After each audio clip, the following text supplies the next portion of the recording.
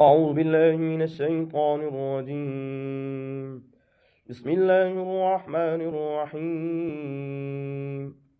قل أعوذ برب الفلق من شر ما خلق ومن شر غاسق إذا وقب ومن شر النفاثات في العقد ومن شر حاسد إذا حسد.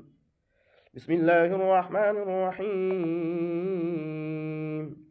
قل أعوذ برب الناس ملك الناس إله الناس من شر الوسواس الخناس